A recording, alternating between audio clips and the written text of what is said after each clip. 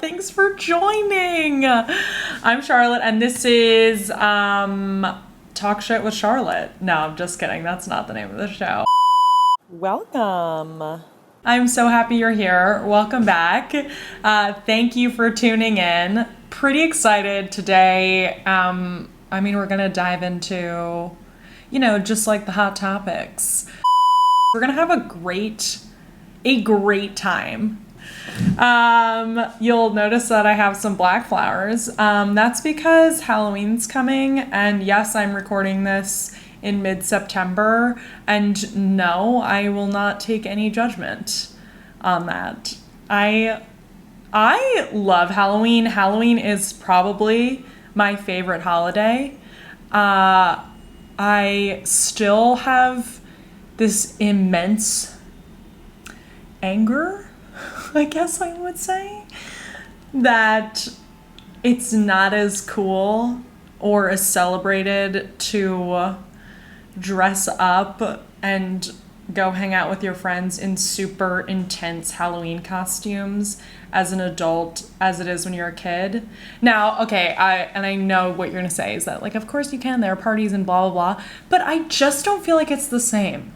And I feel like for your 20s, it really is not that. I think what happens is, like, it's really intense as a kid, obviously, because you're going out to get candy, and you always tie the amount of candy you get to your Halloween costume. Do you know what I mean? Like, wow, that horn. You just assume that you have to dress up as intensely as possible for the most amount of candy, but then, like, obviously that's not true. What adult is gonna be like, no, you can't have candy? Imagine being that person. Actually, you know what? I'm gonna be that adult. Kids are gonna come ring my doorbell, and I'm gonna say, oh, you didn't dress up well enough? I don't know what kind of commitment level you think this is, but this is not gonna get you candy. And send them on their way. And honestly, I feel like, and I'll have the best candy, so they'll really want to dress up well to come to my house, and maybe they'll even be scared of me. Probably they will. And I'm okay with that. I'm okay with that as a concept. I wish people were more afraid of me. I feel like, there are days where I get asked for directions several times, and doesn't matter what city I'm in. It's happened to me in Europe too. I don't live there. Happened to me in France, happened to me in London. Sorry, I travel. No, but it will happen to me everywhere. And I'm like, do I look like a walking GPS? And also, in this day and age, pull out your phone. Anyone who asks me for directions now, I'll say, I'm not really sure, but check your phone. Check maps. It comes with your phone. It doesn't matter what kind of phone you have. There's a map on there, and you can open it. I don't understand. And in fact, not only can you open the map, you can type in your destination. And once you hit enter, it will then give you directions to your destination, which means there is never a reason for you to ask somebody else for directions unless you don't know how to do that process of entering your destination into your phone. Or maybe you don't even know how to open the map. In which case, then ask the person, can you show me how to find the map app on my phone? And I would gladly help with that. Because then that means you are barely a functioning adult. Because 3-year-olds can open a map app on a phone these days. So get your life together. I can't. I really can't. I mean, that happens to me, and then also small talk. I mean, don't get me wrong, I love Trader Joe's with my entire being. I mean, I will go to Trader Joe's until the day I die. They have such great food, such great prices. I love that there aren't too many choices. I don't get overwhelmed. I just get excited. And that's a beautiful thing for a grocery store. Honestly, you might start tearing up. I don't know if they, in corporate training, like coach the cashiers, or it's like company policy for the cashiers to talk to you. I would like to know this actually, because there are times where it is very natural, where the person clearly like is just a really nice person and they want to talk to you. But then there are other times where it just feels so forced. Like they find one thing that they have and they'll say like, oh, are you eating granola tonight? Big granola fan, huh? Oh, you bought apples. I love apples. Like, also, nobody loves apples. People like apples. It's a fun sometimes snack, you know, if you smother it in peanut butter or caramel or other toppings. But like, and sometimes I'm just not in the mood to chat, you know? And then with masks, it's even harder. I can barely hear, or it's like muffled, but then you can't really read facial expressions and you have to answer vocally. You can't just smile because nobody can see your smile. And then you are trapped. You are trapped having a long conversation. And I don't know how to just end the conversation. You know, I mean, my boyfriend's really good at that. He will just not answer. And he feels okay with that. He goes to sleep at night and he's okay with that decision. I am not. I not only must respond, but must respond with a follow-up question. Like, I can't just let it die. I don't know what to do. Anyway, I mean, honestly, if anybody has advice for just ending conversations, I have mastered it in, not that this is happening right now, but I have mastered it pretty well in bars. If somebody would come up to me and they were clearly trying to hit on me, I would literally just say, you know, they'd say a couple things, I'd give them that, and then I would just say, okay, well, it was really nice to meet you, have a good night, and wave, just right in their face. But you're smiling and you're nice, so, you know, you're not being rude, but you are ending the conversation. When you are checking out in a grocery store, the conversation can't end until you have paid for everything. You can't just say, okay, thank you so much, have a great day, and walk away after 2 items have checked out. I mean, honestly, I am this close to leaving all of my groceries on the conveyor belt or whatever it's called and just not even check out. My mom tells me that it's in our DNA. Like it's a family line thing, but only on my mom's side. So it would happen to my mom all the time. It still does. And if my mom and I are together, forget it. Forget it. Everyone's coming up to us. It's like we have magnets. It's like, oh, these people want to be spoken to. And we don't. I just don't know. That, and then she said it always used to happen to her dad. Like people would come up to him all the time.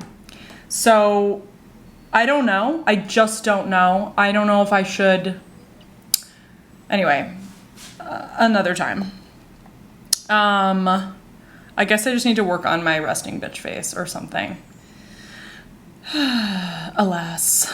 Let's dive into some topics. Okay, so today it came out that TikTok might actually be banned. But, okay, I do feel like the newspapers... So this is now sort of the second round where there was already this threat of, like, TikTok's going to be banned, blah, blah. This is now the next round, and there's a date, and it's basically right now, the Trump administration said, due to the national security threat of, I guess, the data or something with the Chinese, that right now, no more downloads of TikTok or app upgrades, but TikTok is still here. And then basically, until November 12th. So let me just read it. The Trump administration is currently weighing a proposal involving ByteDance, TikTok's Chinese parent, and Oracle, designed to resolve the administration's national security concerns related to TikTok. The deadline for a deal is November 12th. TY CNN. So basically, if Oracle says they want to buy it, and they work out a deal and can prove that it won't be a threat to national security, then we can keep TikTok. Which is so important, honestly, because I just made an account and I have a video on there. Just one for now, just one. But I'd like to continue on TikTok. So can we work this out, ladies and gents? Feel like that can happen. And I mean, really, like, what data is being jeopardized? Like, really, a 12-year-old doing a choreographed dance? Where's the national security threat there? Two teenagers singing Romeo and Juliet by Taylor Swift, and one gets down on one knee, and Mr. President, then the camera backed away from them. I mean, it's probably going to be a war that breaks out between the Montagues and the Capulets, and then the entire world is going to explode. Obviously a Shakespeare reference. You're welcome. There will always be one when there can be. But, I mean, like, honestly, I mean, the only downfall that I can foresee of TikTok is if grown-ups, if, like, our parents start getting on there, you know? Like, the older adults. Now, I guess, millennial. Well, I'm on the edge, I guess. Whatever. So, like, think about now, right? Like, Facebook used to be really cool. It was cutting edge, whatever. And now there are, like, parents on there. Right? Instagram, same thing. Like, used to be cool, cutting edge. Now there are parents on there. And there's just a different level of, like, etiquette that they don't quite pick up on. Or just, not even etiquette, just how the platform is used. Like, the other day I saw, like, a guy posted a happy birthday tribute to his friend. And another person commented on this birthday tribute post, happy birthday.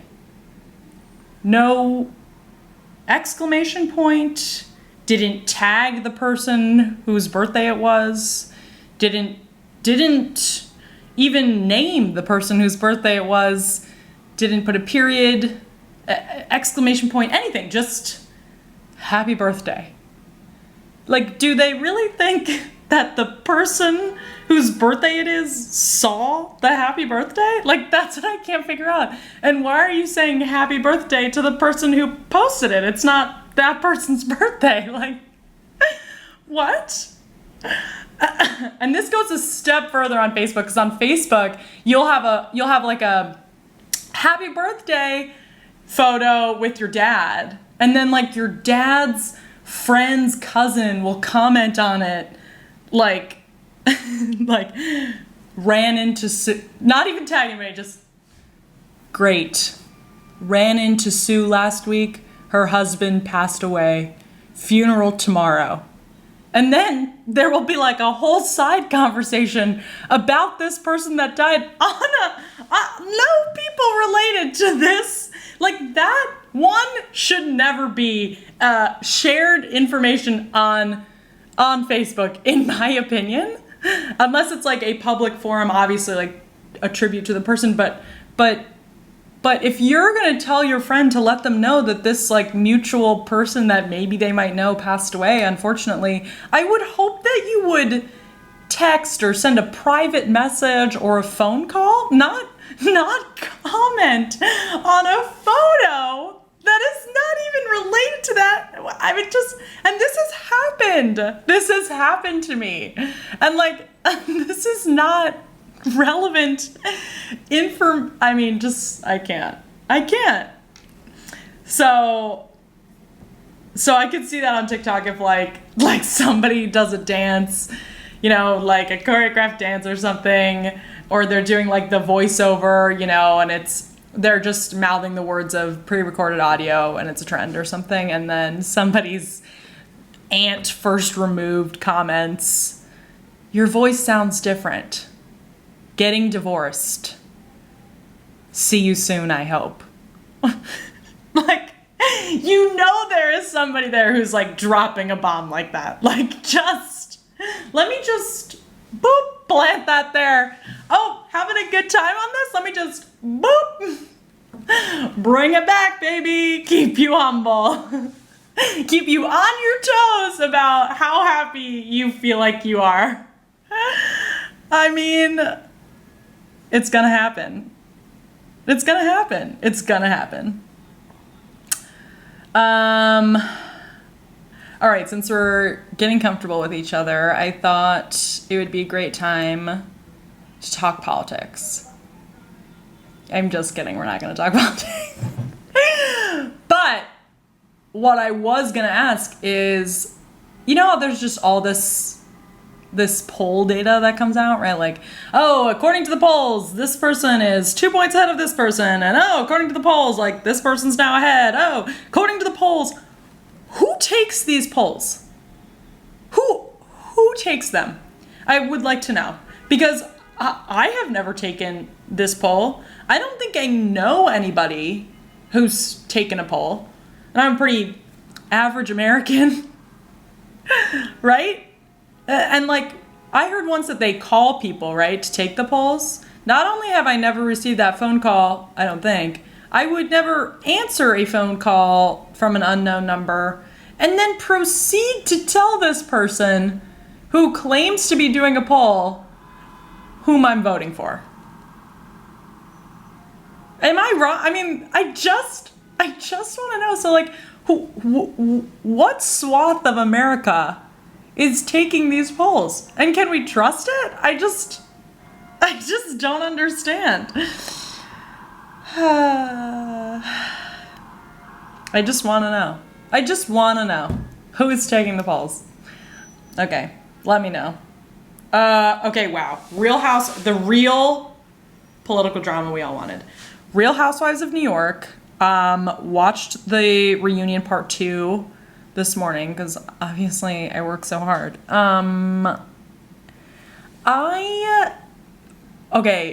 Last week was not, honestly, this whole season has not been a good look for Dorinda. And I love Dorinda, but something's going on because I've never seen somebody have such a visceral reaction to another human being out of nowhere. I mean, really out of nowhere. And she hates Tinsley. It's so bizarre. And is just so, shots below the belt mean. I don't even want to say some of the stuff she said to Tinsley. It is so bad and not deserved. It's so weird. And then, last week, she basically just, kept deflecting, not answering any of the questions, really. Finally, I give props to Andy Cohen. That is tough to kind of, I can't even imagine trying to keep the ball rolling and he really will get somebody to answer. He did say maybe more than once, that was a really mean comment, Dorinda, and you're not answering the question. And so she really had to, finally sort of came through and apologized a little. It didn't feel like a real apology to me, truthfully, for all the stuff that she said. And it breaks my heart because I always liked Dorinda. I always felt like, yeah, she kind of says it like it is. She definitely goes from 0 to 100 in 0.2 seconds and what feels like 2 sips of wine later, but obviously we don't see how much they drink. But I don't know, it was just super weird how hypocritical she was. I don't know. But seemed to move on, and then Ramona, crazy as ever. The eyes. I can't. And then that whole feud between her and Leah, at least they made up. I think they did make up. And she was able to acknowledge, that she held her to a different standard and all of this. And I think they'll be okay. I'm sure it'll never be 100% okay because it's Ramona. But yeah, I hope it's okay. And I also hope that Leah does come back.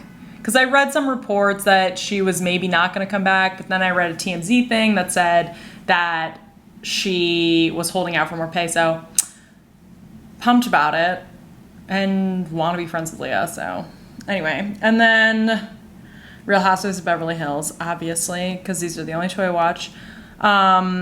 Need to talk about it. So the reunion's over. Yeah, it was 3 parts. Okay, so the reunion's over, and can I just say, what the fuck? I mean, I have never seen somebody try so hard to deny something, but just, like, is too dumb to stay consistent in her denial. Like, she just, I'm talking about Denise Richards. So basically there's this whole drama that, like, Brandy Tornado Glanville came, you know, rumbling through and, you know, said that she and Denise hooked up, which, I mean, I don't think anybody would even care so much, except for the fact that by going so over the top and denying it, Denise has made it a huge deal. I feel like if Brandy had just come on and said that, and if Kyle hadn't acted like, I just loved watching Kyle later be like, yeah, I mean, we don't care. Literally, Kyle's face when Brandy says the news, she's like, who did? Brandy's like, yeah, and then we hooked up, and she's like, who's we? Oh no, sorry. It was like more, I almost thought she was gonna cry. She's like, who's we? And you're like, what? I feel like I would have been like, what? Oh my God, that's hilarious. Like, Denise and you would have never guessed that. Are they still married? You know, like, I feel like that would have been the reaction. Literally, you would have thought that, like, someone died the way Kyle reacted. And then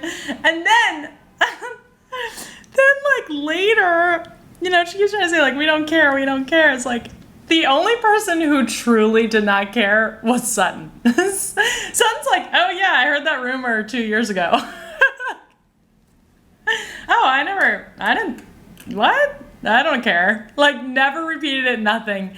And then just the vendetta that Lisa Rinna goes on, like, as, you know, to make sure everybody knows that Denise is lying, which, I mean, at this point, I feel like they definitely did hook up and Denise is lying, but just, I don't know, Lisa Rinna, you know, then will freak out if there's any rumors about her husband or whatever, and so I just feel like, and she's all on this, like, truth hunting mission. I just feel like she's probably reacting that way. Everybody always sort of overreacts like that when there is trouble. Do you know what I'm saying? I feel like probably there's something weird with Denise or something weird with Aaron where he feels he already seems kind of like a dick and is maybe borderline. I don't think it's like abusive, but I think he's just is harsh and takes things a step too far, and he obviously thinks very highly of himself, so I mean that's already like a lot to deal with. So yeah, and so I feel like that's already kind of difficult to live with, where you feel like you have to kind of kowtow to everything the other person wants. Of course, I don't know these people, I just watched the show. And so if there's anything that would make it rocky, you know, you're gonna, I don't know, or you only overreact like that if you are guilty. I think. That's my opinion. I don't know.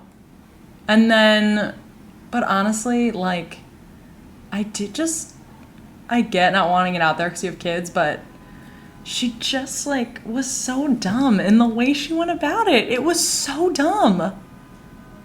It was so dumb. Okay, that's all I have for that. That's all I have.